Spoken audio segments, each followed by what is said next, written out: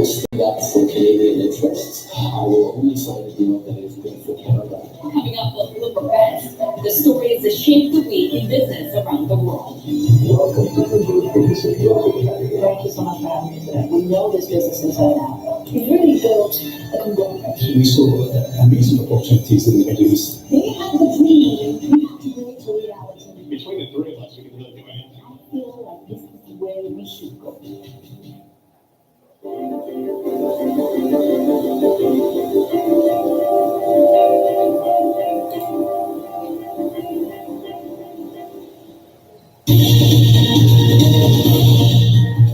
This is the Brigade John Chirion in New York.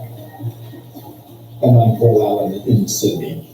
Let's head over to Hong Kong now for a check of what to watch in markets this morning. So, Well, Paul, plenty for investors to work with this morning with U.S.-China trade talks to resume on Monday and some decent earnings from Wall Street. Among the highlights there, Texas Instruments boosting optimism for chip demand after delivering stronger than forecast sales and profit forecasts for the current quarter. And today we will get results from Japanese chip equipment maker Advantis, which rallied with peers yesterday after Morgan Stanley lifted its outlook amid indicators that chip inventory adjustments are getting over the worst for the industry. Now in Tokyo, we're also going to be watching autos with Mitsubishi.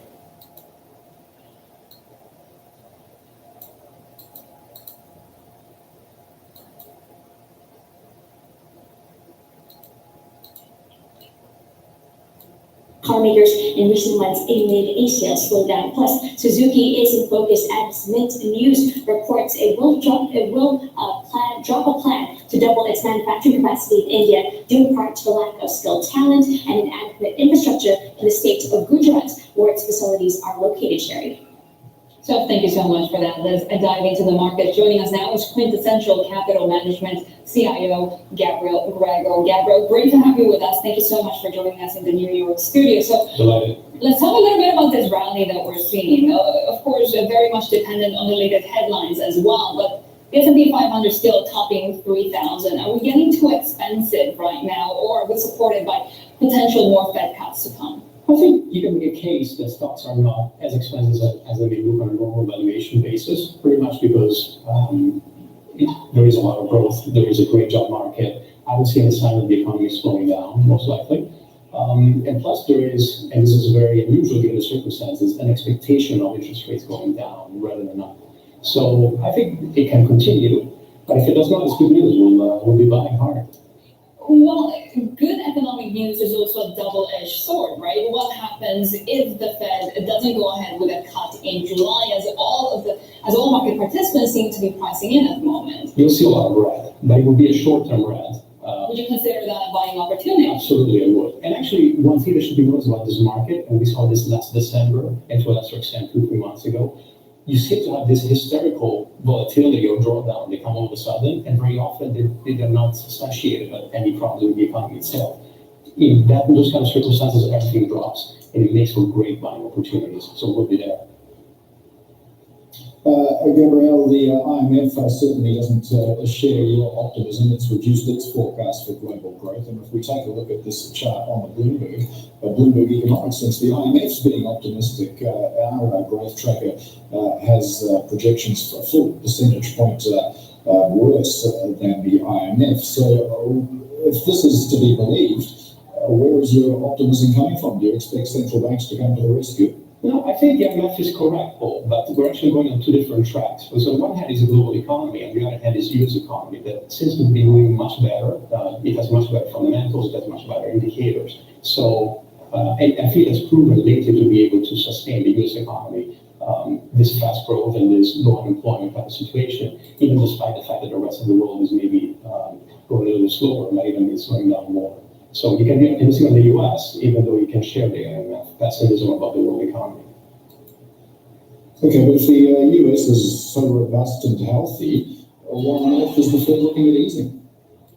Well, I think they're trying to be proactive rather than reactive. So the idea is they want to make a move before it's needed, and they forecast a slowdown in the global economy. There are no signs of inflation, so it makes sense for them to be proactive.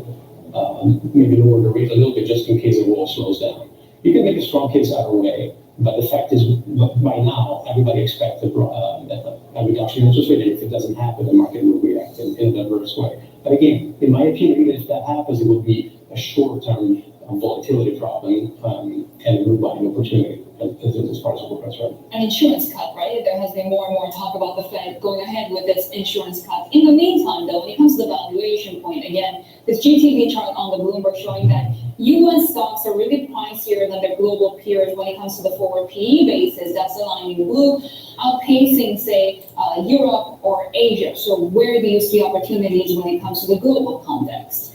Well, globally, in Europe, there's definitely a cheaper opportunity if you're going for fundamental value strategy rather than growth or tactical strategy like you can have in the US. Asia is a completely different animal. We think even in the United States, every once in a while when we have this crazy volatility periods, then everything gets cheap and you can really cherry pick the stock that fits best your investment profile. I'd be interested in getting your thoughts then, Gabrielle, on gold. We've seen a big run up there. Do you think that's overdone? Well, that is a very, very difficult answer. Where gold can be, for most portfolio, to be a nice insurance against doomsday. But trying to predict gold fluctuation requires a skill that very, very few people have, and I have even some doubt that maybe it's hard luck. So I would probably personally say investors to be very wary to use gold anything rather than a reserve or a safety net. All right, Quintessential Capital Management CIO Gabrielle Grego, thanks very much for joining us. And you can get a roundup of the stories you need to know to get your day going in today's edition of Daybreak. Bloomberg subscribers can go to Daily Go on their terminals. It's also available on mobile in the Bloomberg Anywhere app.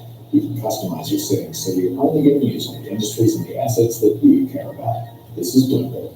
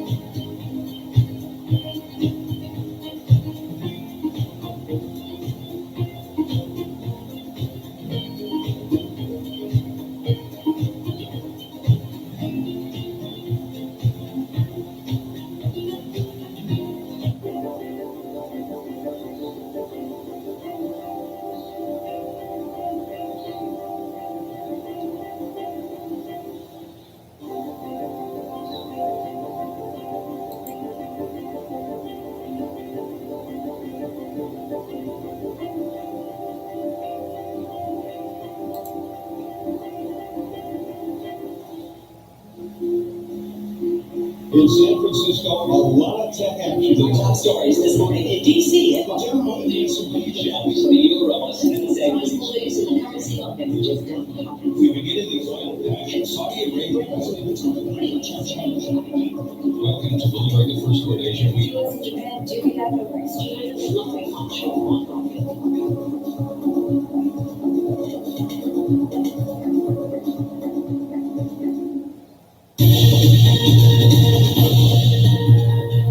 This is Daybreak Asia. I'm Paul Allen in Sydney. And I'm Sheriani in New York. Central bankers' worst fears may be coming true. The International Monetary Fund is cutting its global growth forecast again, warning of the damage from trade tensions and the threat posed by a no-deal Brexit. Our global economics and policy editor, Kathleen Hayes, is here with the details. And Kathleen, what exactly are they saying? They're saying they are worried about the global economy, largely because of all the things that everyone has been fixated for so long. You've got a U.S.-China trade war that just won't quit. You've got a Brexit, a potential no-deal Brexit was on the back burner. Now, with Boris Johnson taking over as prime minister, it's on front burner again. So yes, the IMF has once again, as it does every 3 months or so, upgraded its forecast for global growth. It didn't slash it, but it certainly trimmed it in a significant way. And the reason they're doing it is the things I just mentioned that could hit confidence, weaken investment, hit global supply chains, disrupt them, and slow growth even more than they already have. Let's listen to Ida Gopinath. She's chief economist at the IMF on Bloomberg Television earlier today. This sluggishness in global growth is to some extent self-inflicted, and it is an outcome of prolonged uncertainty on the trade front, escalating tensions on technology, the prolonged uncertainty with Brexit, so these factors are weighing on growth. Now, as I said, the forecast wasn't exactly slashed. It was cut significantly from 3.5% in 2019 global growth to 3.2. Let's jump into Bloomberg Library, though, because a very interesting point has been raised by our Bloomberg economics team, which has a GDP tracker, a global GDP tracker. And let's look at what we're seeing. First of all, this white line is what we've seen in global growth so far about 3.2. But the tracker is pointing to, well, first of all, the IMF forecast, which has been cut now for 2019 down to 3.2. Here's what I'm trying to show you. We're at this little part, okay? The turquoise line is a tracker. It's pointing to 2.1% growth this year. So if the tracker continues to be accurate, or if it is accurate in the end, the IMF forecast is already way too high. I think that's a very